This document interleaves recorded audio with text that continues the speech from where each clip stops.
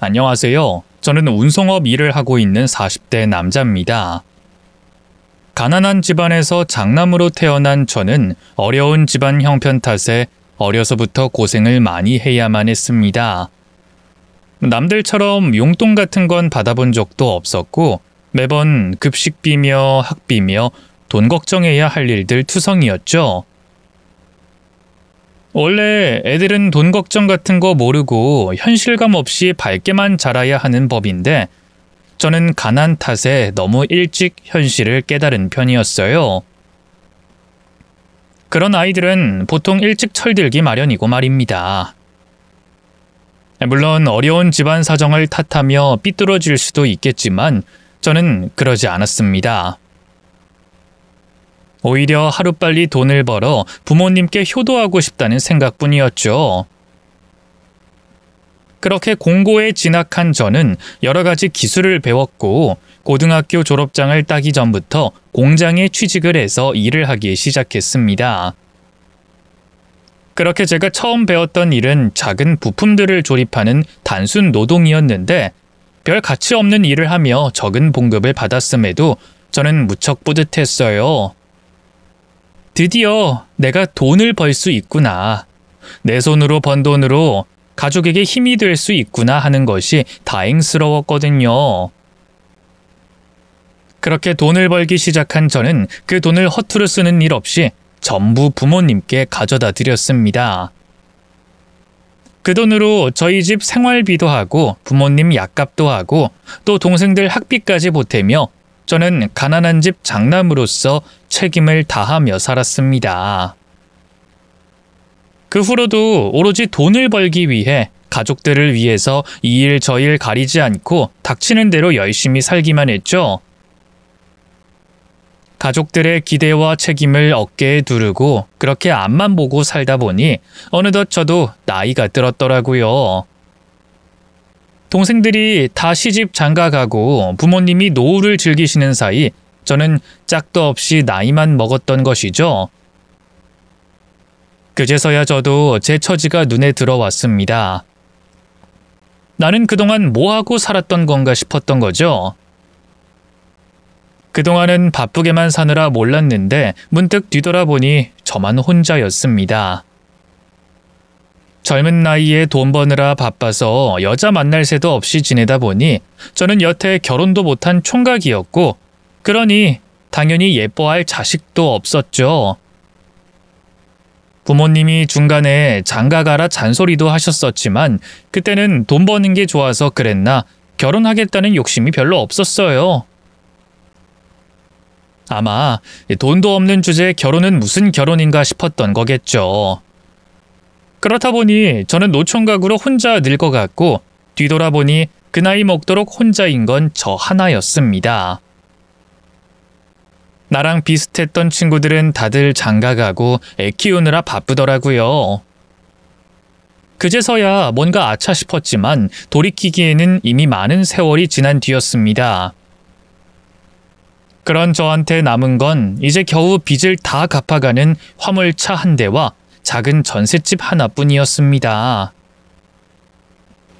그나마 다행이라면 다행일지 마흔이 다 돼서야 비싼 화물차 끌고 일하며 운송업으로 돈도 꽤 벌게 됐지만 이제서야 생긴 그 여유를 나눌 사람이 없었어요. 그렇게 저는 늦어서야 외로움을 느끼게 됐습니다. 왜 이렇게 외롭고 서글픈지 하루 종일 운전을 하고 텅 빈 집에 돌아오면 너무 쓸쓸했어요. 하루 종일 고생했다고 위로해줄 사람도 하나 없고 반겨줄 사람 하나 없는 인생이 참 불쌍하더라고요. 그렇게 어느 날 제 인생을 뒤돌아보며 허탈감을 얻게 된 저는 한동안 늦은 사춘기를 맞은 듯 방황을 해야 했습니다.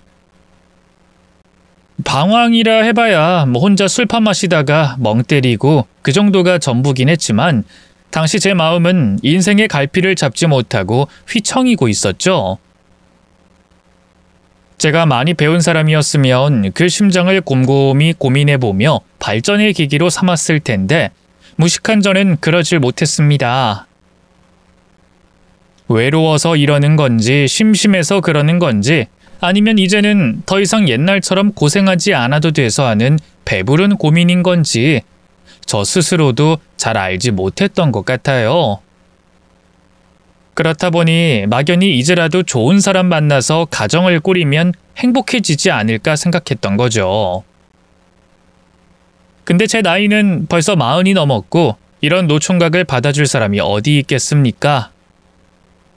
이 주변에서는 외국에라도 나가서 데려오거나 중매라도 받으라 했지만 저는 또 그런 건 싫더라고요. 어쩌면 그 정도 간절함이 없기에 제가 여태 혼자인지도 모르겠지만 저는 제 주제도 모르고 마냥 좋은 인연을 기다리고만 있었습니다.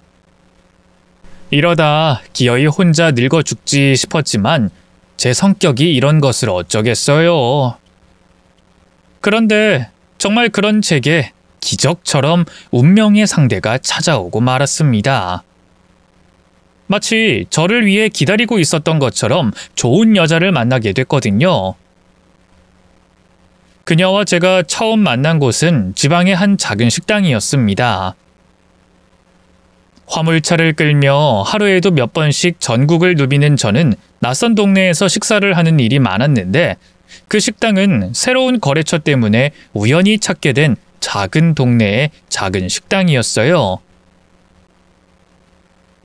그렇게 한 주에도 몇 번씩 식당을 찾다 보니 언젠가부터 가게 종업원과도 가까워지게 됐는데 제 운명의 그녀가 바로 그 종업원이었죠. 오늘도 항상 드시던 걸로 드려요? 예? 예. 저 기억하시네요? 그럼요. 우리 가게 단골이신데 당연히 기억하고 말고요. 단골이요? 제가 벌써 단골이 됐나요? 3번 이상 오시면 단골이죠 뭐. 그럼 단골 되면 뭐 좋은 거라도 있습니까? 서비스라도 주시나? 농담입니다. 아니에요. 서비스 당연히 드려야죠. 저희 사장님이 워낙 굳으시셔서 대놓고는 안 되고 제가 주방에서 몰래 후라이라도 하나 더 해다 드릴게요. 아이고, 그거 안 그러셔도 되는데. 괜히 그러다가 사장님한테 혼이라도 나면 어쩌시려고요. 에이, 단골 손님한테 그 정도는 해드려야죠.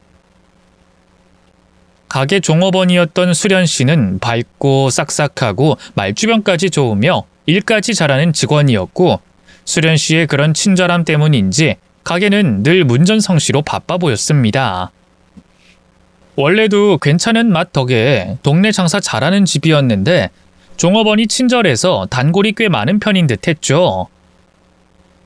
그 동네에 살지도 않는 저도 갈 때마다 눈에 익는 손님들이 있었으니 분명 장사가 잘 되는 집이었습니다.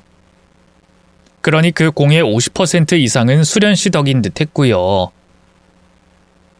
그렇게 누구에게나 살갑고 친절한 수련 씨에게 저는 자연스럽게 호감을 가질 수밖에 없었습니다. 좋은 사람이라 나까지도 기분이 좋아지는구나 싶었죠. 하지만 처음엔 그냥 그뿐이었어요. 갈 때마다 웃으며 반겨주니 괜히 고향집에 온 것 같기도 하고 계란 후라이며 몰래 반찬 서비스도 받으니 그거 얻어먹으러 일부러 한 번 더 가기도 하고 그런 정도였죠. 나한테 왜 이리 잘해주나 설레고 신기한 마음도 있었지만 저도 좀 잘해준다고 금방 착각하고 오해하는 칠푼이 아니었거든요. 그냥 손님이니까 잘해주는 거겠지. 원래 친절한 사람이니까 그런 거겠지 생각하며 식당 단골과 직원으로만 인사하며 지냈는데 언젠가부터 그런 수련 씨가 자꾸 제 눈에 들어오기 시작했습니다. 어머, 사장님, 왜 이제 왔어요? 예? 제가 늦은 건가요? 오늘 장사 안 하시나요? 아니, 그런 게 아니고 왜 이렇게 오랜만에 오셨냐고요. 제가 그동안 사장님 얼마나 기다렸는지 아세요? 죄송합니다. 제가 요즘 이쪽 길로 일이 없었어가지고요. 어쩌다 보니 오랜만에 오게 됐네요. 거진 한 달 만인가요? 한 달도 더 됐죠. 이렇게 오랫동안 못 올 거면 말이라도 해주시던지. 일주일에 2-3번씩 보이던 사람이 갑자기 그렇게 길게 소식이 없으니까 얼마나 걱정했는지 아세요? 수련 씨가 제 걱정을 하실 줄은 몰랐는데 이거 참 영광입니다. 아유, 그러게 진작 얼굴 좀 비추지. 아이고, 우리 수련이가 자네 걱정은 얼마나 했는지.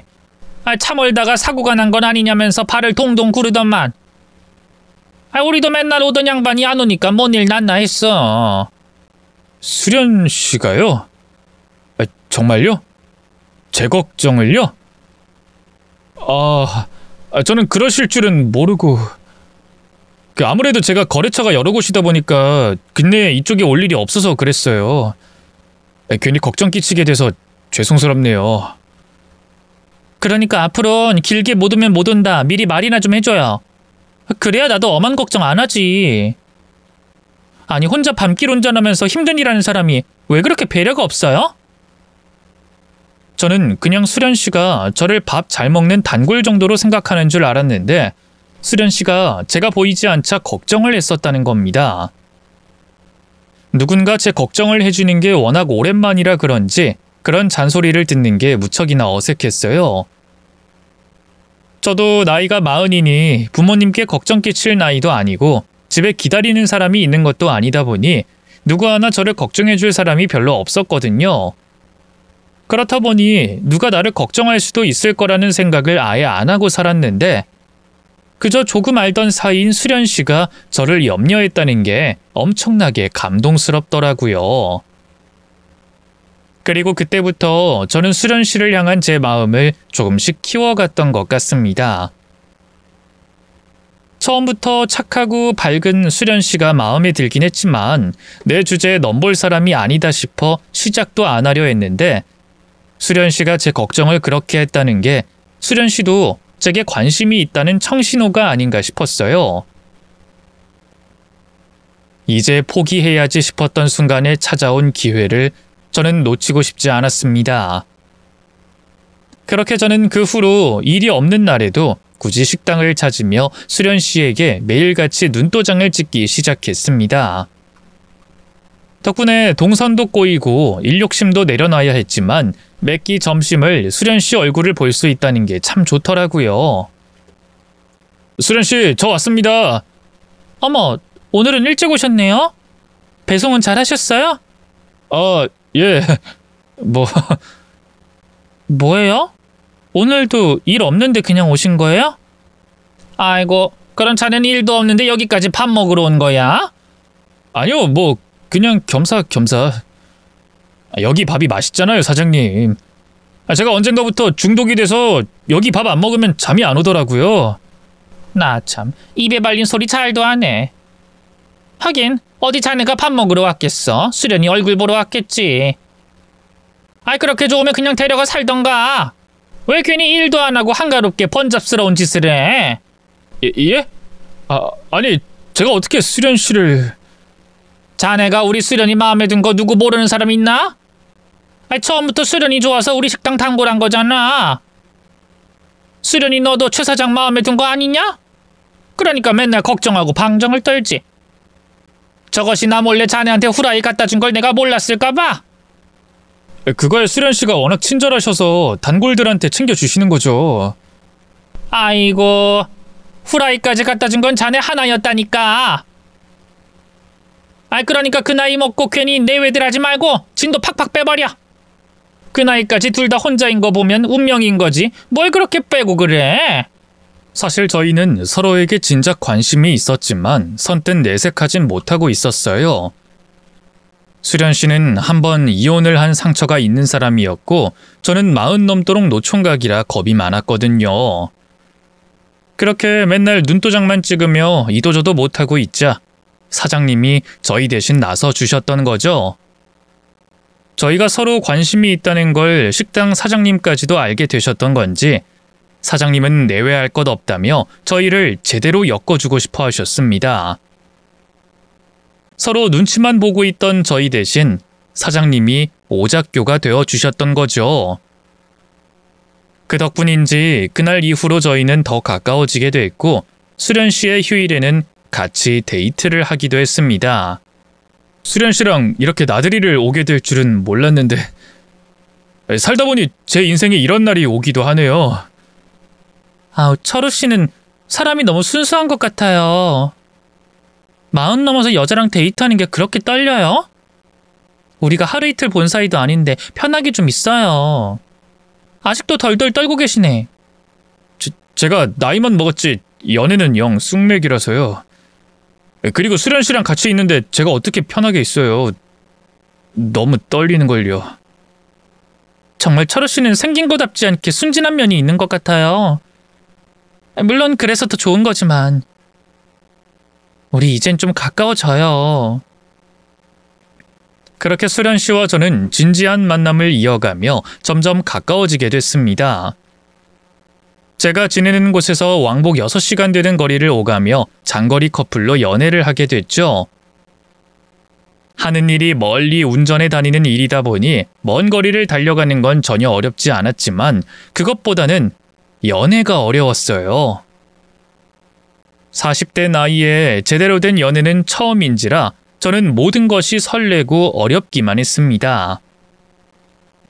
그래서 괜히 답답하게 굴어 수련 씨를 속상하게 하기도 하고 수련 씨 마음을 헤아리지 못해 저 스스로 속 터지는 날도 많았어요. 대체 어떻게 해야 여자 마음을 얻을 수 있는 건지 그게 저한텐 늘 숙제였죠. 나이도 많고 잘난 것도 없는 주제 여자 마음도 모르는 제가 어떻게 수련 씨 같은 여자를 가질 수 있을지 답답한 노릇이었습니다. 어렵게 용기를 내어 수련 씨와 제대로 시작해보게 됐던 건데 계속 이대로라면 수련 씨가 제게서 떠날지도 모른다는 두려움이 있었어요. 그래서 저는 제가 할 수 있는 노력들로 어떻게든 수련 씨의 마음을 얻으려 노력했습니다. 여자는 남자하기 나름이라는 말을 마음에 새기며 수련 씨가 시키는 건 뭐든 해내려고 했죠. 그렇게 조금씩 노력하다 보니 제 노력이 가상했던 건지 수련 씨는 제 마음을 받아줬고 저희는 곧 결혼을 하기로 약속했습니다. 수련 씨, 내가 잘난 놈은 아니지만 저 수련 씨 정말로 사랑합니다. 수련 씨를 처음 봤을 때부터 지금까지 저 정말 수련 씨한테 진심입니다. 수련 씨한테 많이 모자라겠지만 이 몸과 마음을 다 바쳐서 그대만 바라보고 살게요. 그러니까 수련 씨, 내 마음 받아주고 우리 두 사람 남은 한평생 잘 살아봅시다. 요즘 젊은 사람들 하는 것처럼 근사한 곳에 데려가서 대단한 선물을 내미는 멋들어진 프로포즈는 아니었지만 저는 그 멘트를 쓰려고 몇 날 며칠을 머리를 싸매고 고민을 해야 했어요. 그 고백은 제 인생 최고로 용기를 낸 고백이었습니다. 다행히도 수련 씨는 촌스러운 제 고백을 받아줬고 그렇게 저희는 부부가 됐습니다. 내가 결혼을 하게 됐다니 저도 꿈만 같았어요. 다 늙은 장남이 뒤늦게 결혼할 거라는 생각은 거의 포기하셨던 부모님께서는 제 결혼을 너무나 기뻐하셨고 저희 두 사람은 모두의 축복 속에 결혼식을 올리게 됐습니다. 수련 씨가 홀로 모시던 장모님께서도 사위인 저를 예뻐하셨고 저는 수련 씨와 장모님께 최선을 다할 거라 약속드렸어요. 그렇게 수련 씨가 제가 지내는 곳으로 올라와 제 집으로 살림을 드리며 저희는 본격적으로 신혼생활을 시작하게 됐습니다.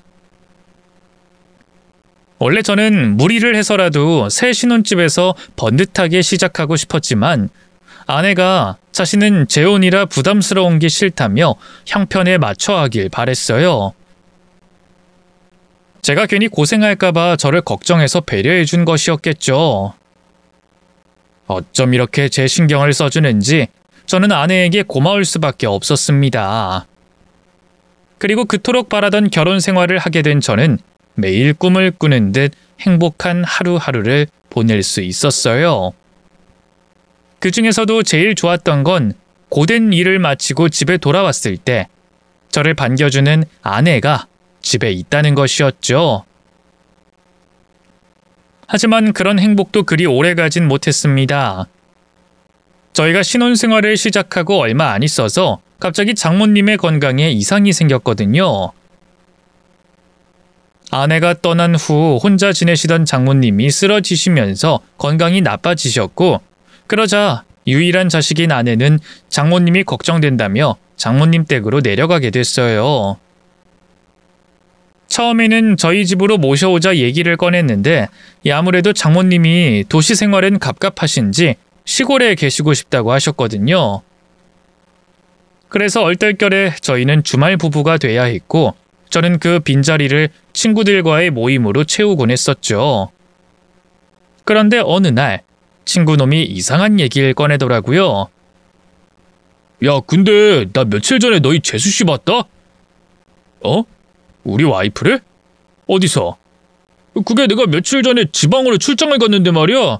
거기 동네 마트에서 재수씨가 나오더라고. 처음엔 이런 데서 너희 집사람 볼 일이 뭐가 있을까 싶어서 잘못 봤나 싶었는데 네가 재수씨한테 사준 그 차, 그 차 타더라고. 그래서 차 보고 알았지 뭐야. 뭐? 그 동네에서 우리 와이프를 봤다고? 그래. 반가워서 아는 척 할까 했는데 바빠서 그냥 갔지. 근데 어떻게 된 거야? 마트에서 짐 들고 나가는 거 보니까 놀러 온 것 같지도 않고 완전히 거기 사는 모양새던데. 너 이사라도 간 거냐? 어느 날 친구가 제게 뜻밖의 동네에서 저희 아내를 봤다며 이야기를 해주는 겁니다. 그 동네 마트에서 잔뜩 장을 보고 어디론가 사라졌다는데 그래서 그 모습을 보고 제가 그 동네로 이사를 간 줄 알았다는 거예요. 하지만 저는 그 동네에 간 적도 없고 그쪽에 연고도 없었거든요. 그러니 제 아내가 어째서 그 동네에 있었던 건진 알 수가 없는 노릇이었습니다. 게다가 친구가 말한 그 동네는 저희 처가와도 상당히 거리가 있는 곳이었거든요. 분명 처가에서 아픈 장모님을 모시고 있어야 할 아내가 왜 전혀 다른 동네에 있었던 건지 저는 의아했습니다. 하지만 그때까지도 저는 제 아내를 결코 의심하지 않았습니다. 친구는 혹시 아내가 나 말고 다른 사람이 생긴 게 아닌가 하는 걱정을 했지만 저는 제 아내를 그렇게 생각할 수 없었습니다. 그래서 저는 친구가 잘못 봤을 거라 생각하고 대수롭지 않게 여기려 했어요. 친구는 분명 제 아내의 차종까지 확인했다고 했지만 그 친구도 지나가면서 본 거니 확실하지 않을 수도 있다고 생각했어요. 그래서 저는 아내에게 직접 그 일을 묻지도 않고 넘어가려고 했죠.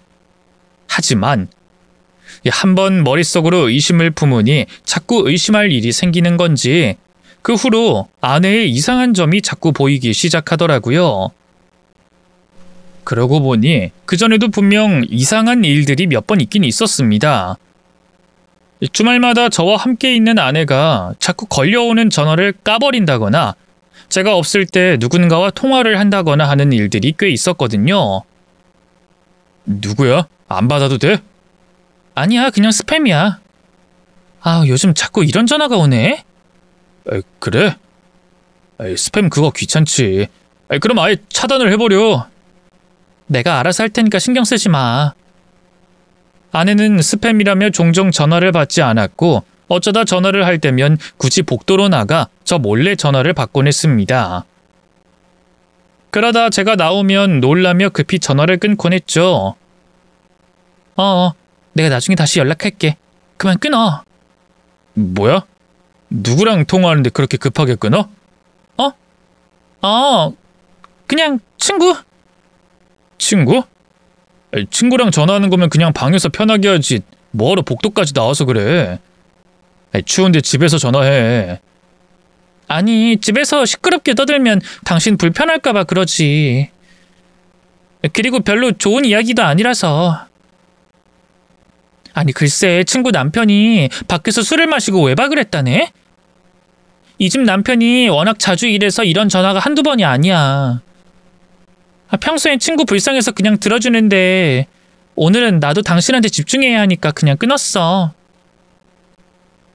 이상하게 제 앞에서 통화를 피하는 모습이 신경 쓰였지만 그동안은 아내의 말을 곧이곧대로 믿으며 그런 줄로만 알고 지냈었습니다. 연애 때부터 아내 말이라면 껌뻑 죽던 저였으니 그런 아내를 의심할 일도 없었거든요. 하지만 친구의 말을 들은 이후로는 뭔가 이상한 기분이 들었어요. 혹시 아내가 제게 숨기는 게 있는 건 아닌가 하는 의심이 생겼죠. 분명 머리로는 아내를 의심하면 안 된다고 생각하는데도 한 번 시작된 의심은 순식간에 뻗어나가기 시작했습니다. 그러자 언젠가부터는 아내가 하는 말과 행동들이 전부 의심스럽게 되더라고요. 여보, 이번 주엔 그냥 내가 장모님 댁으로 내려갈까? 뭐? 아니야. 바쁜데 뭐하러. 그냥 주말에 내가 올라올 테니까 기다려. 나 안 그래도 그쪽 동네 지나갈 것 같아서 일하고 거기로 바로 가면 좋을 것 같은데. 집도 좁은데 뭘 오겠다고 그래. 그리고 당신이 내려오면 엄마랑 셋이 있어야 하는데 우리도 주말에 오붓하게 단둘이 있는 게 좋잖아. 근데 장모님 걱정도 되고 그래서. 그러고 보니까 내가 장모님 얼굴 못 뵌 지도 꽤 됐더라고. 사이가 돼서 아프신 장모님 모른 체 하기도 좀 그렇잖아. 아니야. 엄마도 당신 바쁘고 피곤한 거 다 아시는데. 그래도 사위가 그러면 되나. 안 그래도 요즘 일 그리 많지 않아서 그 정도는 괜찮을 것 같아. 아니면 아예 한 며칠 일 쉬고 내가 당신이랑 같이 장모님 모실까? 무슨 소리 하는 거야? 당신이 우리 엄마를 왜 모셔? 아니, 난 그냥 당신한테 도움이 되고 싶어서. 당신은 그냥 당신 할 일 하는 게 도와주는 거지. 내가 언제 엄마 간병 도와달래? 아니, 나라고 당신 고생시키고 싶겠어? 그리고 당신이 오겠다고 해도 우리 엄마가 싫어하실 거야. 우리 엄마 사위한테 부담 주는 거 싫어하시는 거 알잖아. 나보다 엄마가 불편해하셔서 안 돼. 장모님을 간병하러 내려간 아내는 제가 처갓집에 찾아가겠다고 하는 걸 무척 꺼려했습니다. 어쩌다 제가 내려가겠다고 하면 피곤하지 않냐, 바쁘지 않냐며 한사코 말리고, 그래도 가보겠다고 하면 장모님이 불편하실 거라는 이유를 들어 내려오지 못하게 하더라고요. 처음엔 그것도 전부 아내가 제 걱정을 해서 그러는 거라 생각하며 나를 배려하는 아내에게 고마워만 했는데 언젠가부터 그런 것들마저 의심스러워지기 시작했어요. 혹시 나를 내려오지 못하게 하는 것이 아내가 제게 숨기는 게 있는 게 아닌가 하는 생각들이 들기 시작했거든요. 그렇게 점점 아내를 의심하게 된 저는 결국 아내의 뒤를 밟기로 했습니다. 정말 이렇게 해야 하나 자괴감이 들었지만 계속 의심을 하면서 불안해하느니 제 두 눈으로 제대로 확인해보자 싶었죠. 그렇게 저는 한동안 일도 하지 않기로 하고 아내의 뒤를 쫓기로 했습니다. 하지만 막상 하려고 해도 어디서부터 어떻게 찾아야 할지 막막하더군요. 이대로 장모님 댁으로 쫓아가기도 뭐하고 그렇다고 아내가 처갓집에 있을 것 같지도 않았고요. 그래서 고민하던 저는 아내가 주말에 집에 들렀다 가는 날에 몰래 아내의 뒤를 쫓아가기로 했습니다. 그렇게 주말이 되고 일주일 만에 아내를 만난 저는 아내 앞에서 아무렇지 않은 척 연기를 해야만 했어요. 아내를 의심하면서 아내와 함께하는 주말은 너무나 고역이었습니다. 아무래도 저는 연기엔 영 소질이 없는지 불안한 마음으로 웃고 있을 수가 없더라고요. 그러자 아내는 제가 평소와 다르다며 이상하게 여겼지만 저는 좀 피곤해서 그런다며 애써 변명을 했습니다. 그러자 아내는 제 말에 별다른 의문을 가지지 않았어요. 예전 같았더라면 안 그랬을 텐데 제가 알던 아내가 아닌 듯 했어요. 아무래도 그 이상 제게 관심을 가지기는 귀찮은 모양이다 싶었죠. 그렇게 아내와 끔찍한 주말을 보낸 뒤 저는 현관에서 아내에게 조심히 배웅을 했습니다. 그럼 조심히 내려가. 당신도 잘 지내고. 매번 이렇게 보내는 게 참 아쉽네. 우리 언제까지 주말 부부 해야 하는 거야? 그거야 나도 모르지. 엄마 건강해지실 때까지 일해야지 어쩌겠어. 아쉬워도 어쩔 수 없잖아. 그럼 내가 우리 엄마 버려놓고 당신 옆에 있어야겠어? 그런 말이 아니라 그냥 떨어져 지내는 게 힘들다는 거지. 아니면 이참에 내가 장모님 쪽으로 옮길까? 또 그 소리. 나 때문에 당신이 휘둘리는 거 싫다고 말했잖아. 그래도 언제까지 이렇게 지내야 할지 모르는데 계속 이러니까 힘들어서 그러지. 당신도 왔다 갔다 하느니 내가 옆에 있는 게 낫지 않겠어? 부부가 떨어져 있는 게 더 이상하지, 안 그래? 주말 부부가 얼마나 많은데 뭐가 이상해. 그리고 엄마 금방 좋아지실 거라니까? 근데 그 잠깐을 못 참아서 왜 이래 자꾸. 당신이 자꾸 이러면 나 부담스러워. 난 당신이 자꾸 못 내려오게 하고 그러니까 그렇지. 혹시 당신 나한테 말 못할 사정 같은 게 있는 건 아니지? 내가 내려가면 안 되는 이유라던가 말이야. 뭐 내가 당신한테 숨기는 거 있을까 봐? 나 참. 그런 거 없다고 몇 번을 말해야 해. 화내진 말고. 난 그냥 답답해서 그러는 거니까 당신이 이해를 좀 해줘. 나도 힘들어. 당신만 힘든 거 아니야. 나라고 남편이랑 떨어져서 엄마 간병하는 게 좋겠어? 근데 상황이 지금 어쩔 수 없잖아. 그렇다고 당신까지 그 시골 촌구석으로 불러서 우리 엄마 챙기게 하는 건 더 싫어. 당신 수십 년간 가족들 뒷바라지하면서 힘들게 살아온 사람이잖아. 당신 고생 내가 누구보다 잘 알고, 그래서 이제 당신 행복하게 해주겠다고 약속까지 했는데 나까지 당신 힘들게 하면 나 마음 불편해서 못 살아. 이건 전부 당신을 걱정해서 그러는 거잖아. 그러니까 당신이 이해해줘, 응? 혹시나 하며 마지막으로 아내를 떠보기까지 했지만 아내는 끝까지 거짓말이었습니다. 여전히 장모님이 아프셔서 어쩔 수 없다는 핑계를 대며 저를 내려오지 못하게 하더군요. 이미 그 말이 거짓말인 것을 알고 있던 저는 제 앞에서 제 걱정하는 척 뻔뻔하게 거짓말하는 아내의 모습에 충격을 받았습니다. 이 사람이 대체 언제까지 거짓말을 하고 나를 어디까지 기만하려고 이러나 도저히 믿을 수가 없었죠. 그렇게 아내의 외도를 확신한 저는 아무렇지 않은 척 아내를 배웅했습니다. 그리고 잠시 뒤에 채비를 해 몰래 아내의 뒤를 쫓아가게 됐습니다. 미리 친구놈에게 차까지 빌려서 운전하는 아내의 뒤를 쫓아가게 됐죠. 아내는 금세 고속도로를 타고 한참을 달렸습니다. 대체 어디를 가는지 모르겠지만 아내는 시간이 없는 듯 중간에 휴게소도 들리지 않았어요. 쉬지도 않고 어딜 그렇게 가려는 건지 저는 착잡한 심정으로 계속 아내를 쫓아가게 됐습니다. 그러다 한참 만에 아내가 고속도로에서 벗어나기 시작했고 그렇게 저는 한 소도시에 도착하게 됐습니다. 예전에 친구놈이 제 아내를 봤다고 했던 바로 그 동네였죠. 하지만 그때까진 아내가 그 동네에 왜 간 것인지 전혀 이해할 수 없었어요. 아무래도 아내가 제게 숨기는 것이 그곳에 있는 것이겠죠. 아내가 만나는 누군가가 그 동네에 지내나 싶었습니다. 그러던 중 아내가 마트에 차를 세우고 들어가는 걸 보고 저 역시 아내를 따라가기 위해 차를 숨겼습니다. 그러자 아내는 마트에서 금방 나오더니 웬 골목길로 급히 들어가기 시작했고 저는 그런 아내의 뒤를 분주하게 쫓아갔어요. 그렇게 아내의 뒤를 쫓던 중 갑자기 낯선 남자가 제 멱살을 잡고 놔주지 않는 것이었어요. 당신 뭐야? 당신 누군데 내 여자를 뒤쫓는 거야?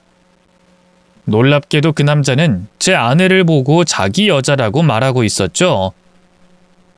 갑자기 멱살을 잡힌 것도 황당한데 내 아내를 자기 여자라고 일컫는 남자의 말에 저는 어이가 없어질 수밖에 없었습니다. 뭐? 내 여자?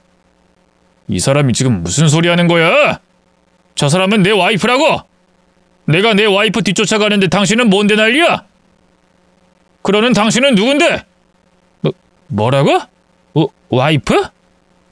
아니 이 사람아, 당신 미친 사람이야? 곧 나랑 식 올릴 사람한테 와이프라니? 그게 무슨 말이야? 곧 식을 올린다니? 당신이야말로 무슨 소리 하는 거야? 저 여잔 나랑 1년 전에 결혼한 내 와이프인데 그런 사람이 또 식을 올린다니? 서로 내 여자라고 내 와이프라고 주장하며 각자 할 말을 하던 그때 저희는 순간 뭔가가 잘못됐다는 걸 깨닫고 말았습니다. 저희가 똑같이 아내를 쫓고 있었다는 것을 깨달은 순간 저희는 한순간에 낯선 타인에서 진실을 쫓는 동행이 될 수밖에 없었죠. 아내에게 뭔가가 있다는 걸 알게 된 저희는 아내의 뒤를 밟는 것을 잠시 중단하고 조용한 곳에 가서 이야기를 나누게 됐습니다. 그리고 그 자리에서 저는 정말 놀랍고 충격적인 이야기를 듣게 됐죠. 저와 결혼한 지 1년이 지난 제 아내가 바로 한 달 뒤 또 결혼식을 올린다는 것이었습니다. 보세요. 여기 청첩장에 날짜도 나와 있고 저희 같이 찍은 웨딩 사진도 있지 않습니까? 이게 대체 무슨 일인지. 저 여자가 저랑 같이 산 지가 벌써 1년인데 그 사이에 그럼 또 결혼을 한다고요? 그게 말이 되는 일입니까? 그러게 말입니다. 저도 댁을 안 만났으면 끝까지 모를 뻔했네요. 근데 놀랄 건 그게 끝이 아니에요. 이 여자가 만나는 사람이 우리 말고 하나 더 있다는 말입니다. 예? 그게 무슨 말이에요? 우리 둘이 다가 아니라니? 당신도 그 사람 뒤쫓고 있었죠? 나도 그랬습니다. 이 동네에서 살림 차렸다는 제보 듣고 제가 며칠째 뒤를 쫓고 있었거든요. 그 동네에서 살림 차린 남자가 그 사람인 줄만 알고 있었던 저는 저희 두 사람 말고 하나가 더 있다는 말에 깜짝 놀랄 수밖에 없었습니다. 알고 보니 그 남자도 이 동네엔 연고가 전혀 없었고 결혼식을 앞둔 약혼자의 수상한 모습을 쫓다가 이 동네까지 찾아왔던 것이었습니다. 아내의 뒤를 쫓던 저처럼 말이죠. 그럼 이 여자가 새집 살림을 하고 있었다는 건데 이게 말이 되는 일인지 저는 황당하기만 했습니다. 그러자 그 남자는 저와 같이 진실을 파헤치자며 저를 한 아파트로 데려갔어요. 저보다 먼저 몇 날 며칠을 쫓아 동호수까지 알아냈다며 당장이라도 쳐들어가려 하더군요. 내가 이거 알아낸다고 얼마나 고생을 했는지 몰라요. 제대로 증거를 잡아야 할 것 같아서 신중하게 다녔는데 오늘 마침 최철호 씨를 만났으니 오늘이 운명의 날인가 싶습니다. 이제 더 미룰 것 없이 저희 같이 쳐들어갑시다. 그 집에서 이수련이가 대체 웬 놈이랑 살림을 차린 건가 어디 두 눈으로 확인해 봅시다. 근데 정말 저희 말고 다른 남자가 또 있을까요? 막상 확인하려니 겁이 나서. 그럼 그 여자가 설마 자기 혼자 살겠다고 여기까지 와 있겠어요? 애초에 남편 두고 또 결혼하려는 여자를 믿습니까? 둘이 있으면 셋도 있을 수 있는 거예요. 저는 설마 하는 그 상황을 도저히 믿고 싶지 않았지만 그 사람의 말이 맞는 것 같았습니다. 한 번 바람핀 여자가 두 번 피지 말라는 법은 없었으니까요. 그래서 저는 제 눈으로 아내의 진실을 확인하기 위해 그 남자와 같이 아파트로 올라가게 됐습니다. 아마 그 사람이나 저나 마음이 복잡했을 겁니다. 서로의 존재를 안 것만으로도 머리가 터질 것 같은데 이 아파트에 아내가 살림 차린 집이 또 있다니 그걸 어떻게 확인해야 하나 싶겠죠. 그래도 저희는 나름대로 계획을 세웠습니다. 우선 택배기사인 척하며 초인종을 누르고 문이 열리자마자 집 안으로 박차고 들어가기로 했죠. 그렇게 계획대로 초인종을 누르자 집안에서는 제 아내가 나왔더군요. 제 얼굴을 확인한 아내는 깜짝 놀라며 당황스러워했습니다. 당신 여기서 뭐해? 당신이 왜 이 집에서 나와? 여보, 당신 여긴 어떻게 왔어? 당신 쫓아왔어. 당신이 이 집에 산다길래 확인해보러 왔지. 뭐?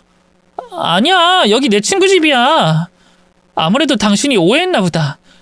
나가서 나랑 얘기하자. 내가 다 설명해 줄게.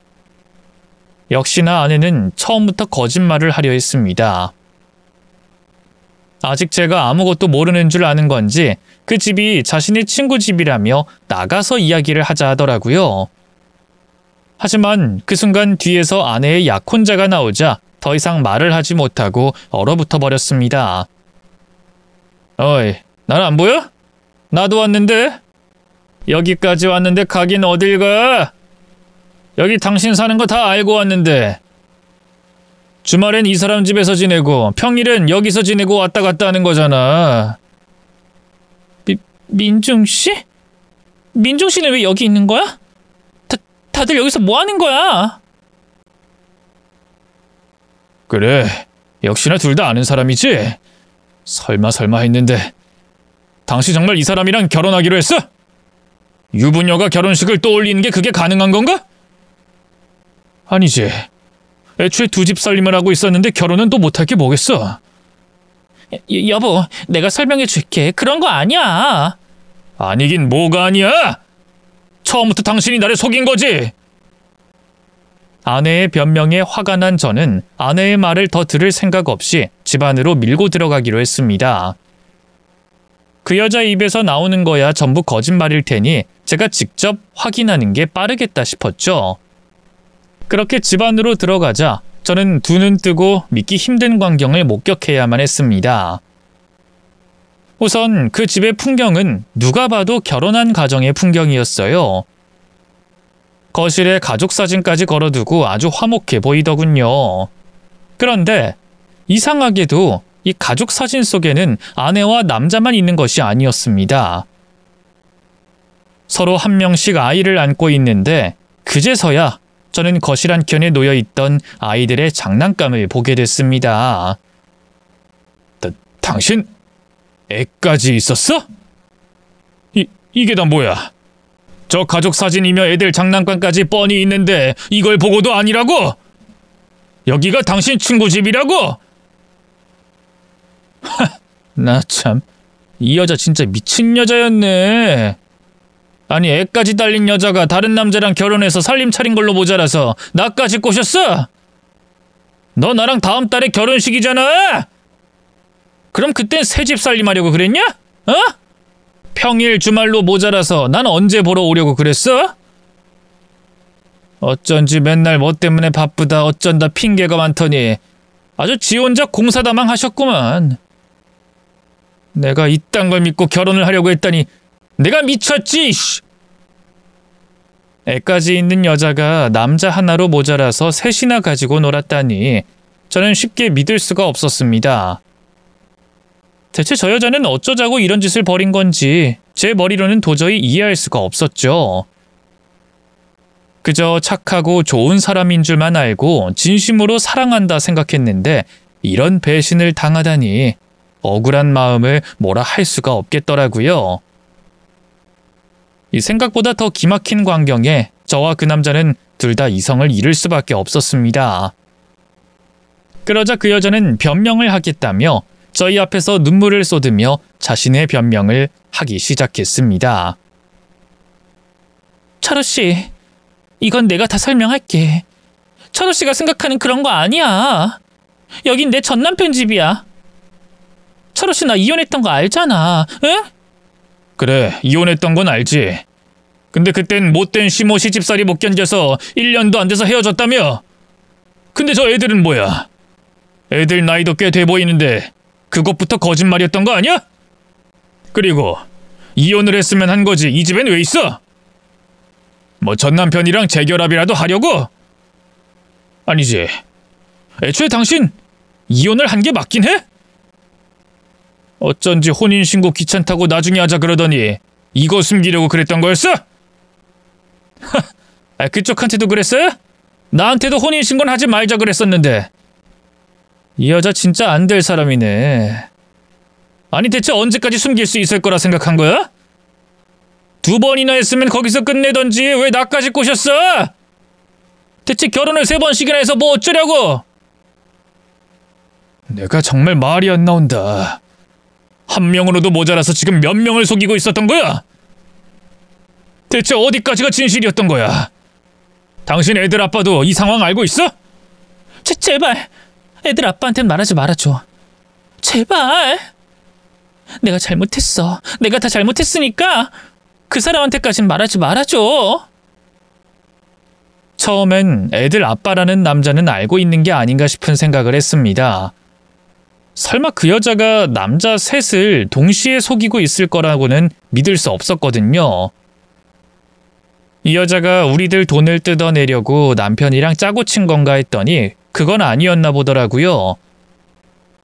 오히려 저희들한테 밝혀진 것보다 자기 진짜 남편에게 알려지는 게 더 두려운 건지 어떻게든 저희를 설득해서 입을 다물게 하려 했습니다.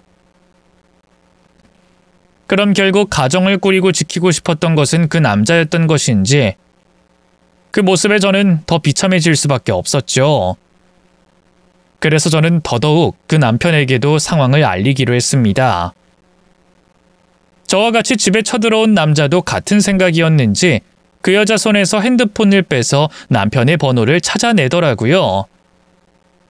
여기 이수련 씨 남편 되십니까? 예, 저는 곧 이수련이랑 결혼하기로 한 남잔데요.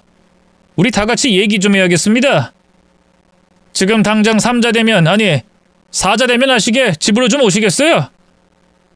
예, 농담 아니고 실제 상황이니까 제 말 믿으세요. 아니 제가 뭐라고 이딴 일로 장난을 치겠습니까? 저희 이미 와 있으니까 얼른 오십시오. 아내의 약혼자가 아내의 남편을 집으로 부르고 저는 4자 대면을 기다리게 됐습니다. 한 사람은 남편이고 한 사람은 약혼자인데 그럼 난 내연남인 건지 제 상황이 제일 초라하고 한심했어요. 물론 제 잘못은 아니지만 이게 다 무슨 꼴인지 정말 죽고 싶은 심정이었습니다. 그리고 얼마 뒤에 아내의 남편이 집으로 쫓아 들어오고 결국 저희는 4자 대면을 하게 됐습니다. 그 남편도 전혀 상황을 모르고 있었던 건지 저희 두 남자를 보자마자 기막혀 하더군요. 알고 보니 이수련 이 여자가 자기 남편에게도 친정엄마가 아프시다는 핑계를 대고 자주 집을 비웠던 겁니다.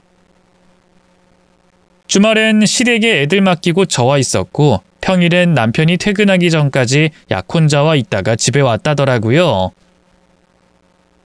약혼하려던 남자가 저녁 장사를 하던 사람이라 가능했던 것이었죠.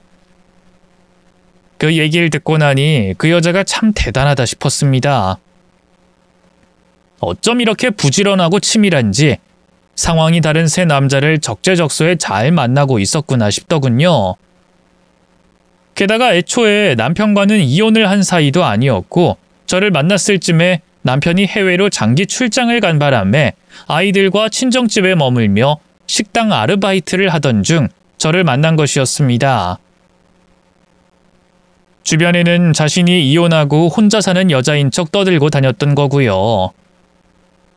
그럼 대체 왜 이런 짓을 하고 다녔던 건지 저희는 전혀 이해할 수가 없었죠.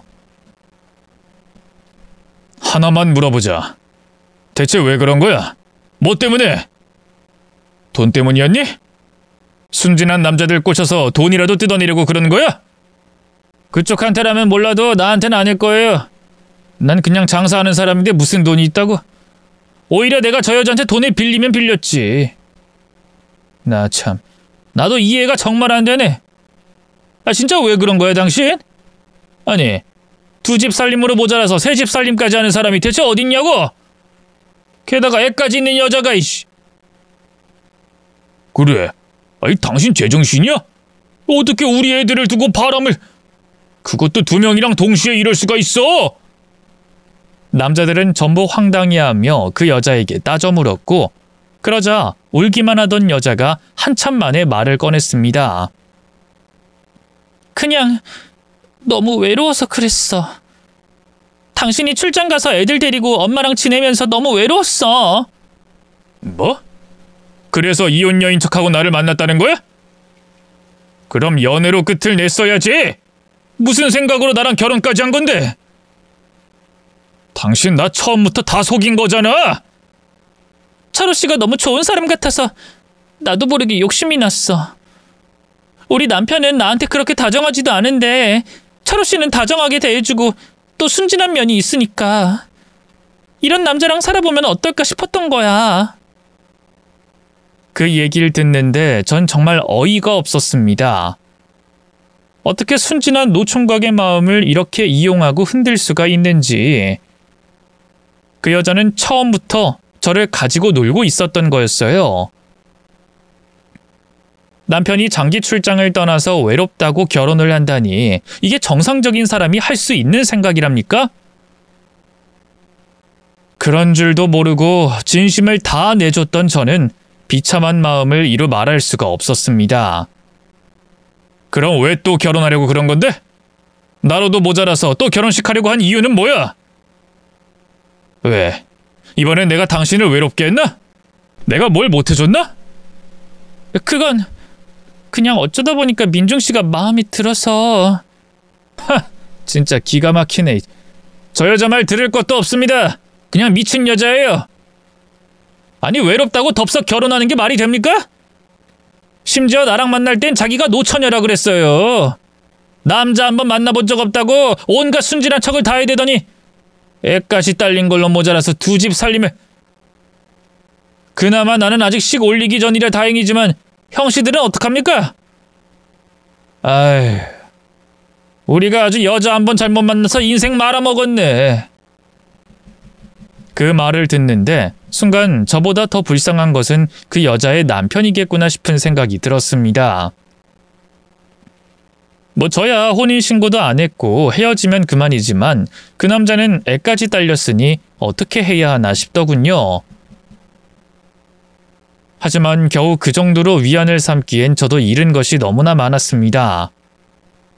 저의 순정과 진심을 모두 짓밟혔으니 이제 다시는 누군가를 믿지 못하겠다 싶더라고요.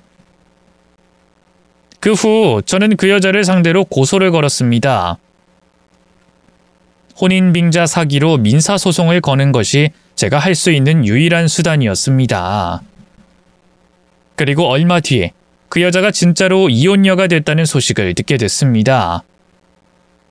아이들 양육권까지 뺏겨 다시는 아이들을 볼 수 없게 됐다고 하더라고요. 그러게 왜 화를 자초했는지 모르겠지만 그 여자는 그제야 자신의 행동이 후회되는지 가슴을 치고 울더군요. 더 웃긴 것은 그 여자가 그러고서 제게 다시 돌아오고 싶어 했었다는 겁니다. 차루씨, 우리 다시 만나면 안 될까? 나 이제 진짜 이혼녀 됐어. 애들은 애들 아빠가 데려갔고. 난 이제 애들 보지도 못해. 나 너무 외롭고 힘들어, 철호씨. 나 철호씨 좋아했던 건 진심이었어. 내가 철호씨 얼마나 좋아했는지 알잖아. 철호씨도 나 사랑한다며. 나 없인 못 산다며. 이제 우리 방해할 사람도 없잖아. 그러니까 우리 다시 잘해보자. 무슨 말도 안 되는 소리를 하고 있어? 내가 너를 왜 만나? 헛소리 하지 말고 가서 손해배상금이나 만들어 와. 나 당신한테 그 돈 다 받아낼 때까지 괴롭혀 줄 테니까. 소송 때문에 법원에서 만나서는 저런 소리를 하는데 정말 미친 여자구나 싶어서 상종도 해주지 않았습니다. 그래도 이제 와서 후회하는 꼴을 보니 속은 좀 시원하더군요. 내가 잃은 것만큼 저 여자도 다 잃었구나 생각하니 적어도 두 발 뻗고 잘 수는 있을 것 같았죠. 그 후로 저는 손해배상을 받게 됐고 그렇게 제 결혼 생활은 막을 내리게 됐습니다. 하지만 겨우 이걸로 제 복수가 끝났다고 생각하진 않습니다. 제가 정말 그 여자에게 복수를 하려면 아마 그건 제가 행복해지는 길이 아닐까 싶었거든요. 그래서 저는 앞으로 더 행복해지려고 합니다. 언제 좋은 인연을 만나게 될진 모르겠지만 하루하루 제 일 열심히 하며 행복하게 살아보려고 합니다. 그럼 여러분들도 그런 저를 응원해 주시길 바라며 제 이야기를 들어주신 것에 감사를 전합니다.